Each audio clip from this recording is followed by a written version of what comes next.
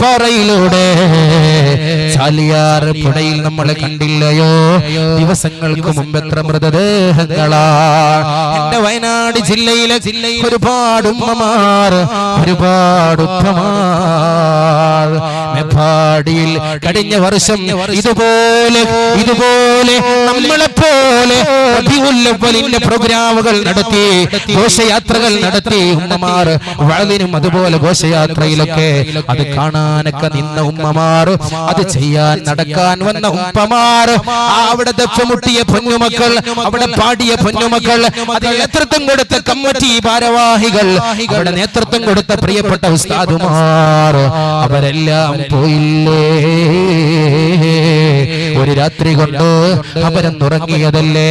അവരുടെ കണ്ണൊന്ന് പൂട്ടിയതല്ലേ? പിന്നെ അവര് തുറന്നിട്ടില്ലല്ലോ. ആയിരക്കണക്കിന് ആളുകൾ ആ ദുരന്തത്തിൽ പൊലിഞ്ഞു പോയി.